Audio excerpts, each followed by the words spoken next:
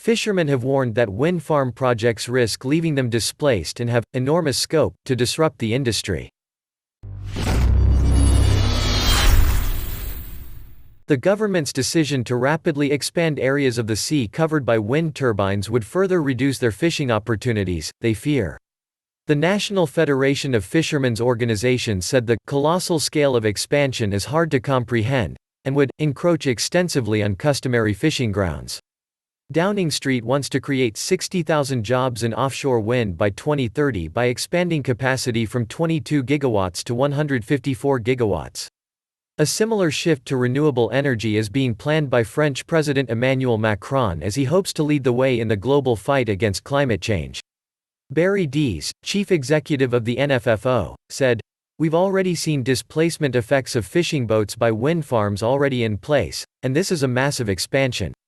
In a briefing with journalists yesterday, he stressed that both wind farms and the seabed cables connecting them to the grid were shrinking fishing grounds. Modern turbines are now 5 times larger than when they were first deployed and are now being constructed over 100 kilometers from shore in waters over 50 meters deep. Mr. Dees also accused the government of burnishing its green credentials by creating 40 marine protected areas. He said the changes had forced Dutch trawlermen into pristine areas that have never been fished before. The NFFO has called for more time to examine what fishing methods were compatible with the environmental goals of such protected areas. Environmentalists have disputed the fishing lobby's approach, insisting that the government's decision to enforce marine protected areas are welcome and long overdue. Charles Clover, executive director of Blue Marine Foundation, said 60% of scientifically assessed UK stocks are still being overfished.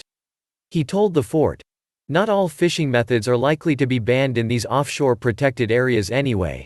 Only the carbon-emitting, habitat-destroying dinosaurs, the dredgers and trawlers that NFFO mostly represents, a large proportion of which are foreign-owned." Fishermen have been warned they are facing a decades-long war of attrition with Brussels over post-Brexit fishing rights. The industry warned it expects EU-UK relations to turn toxic over access to British coastal waters. This will likely see the return of the ugly scenes witnessed off Jersey earlier this year, when the Navy had to be called in to monitor 60 French boats as they descended on the island's main port. The post-Brexit fisheries agreement, signed on Christmas Eve last year, deprived France, and other European countries, of a significant part of their catch.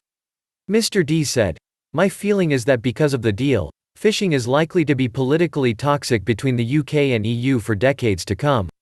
The UK has the legal status of a coastal state, but it's constrained by big power politics from fully utilising those rights.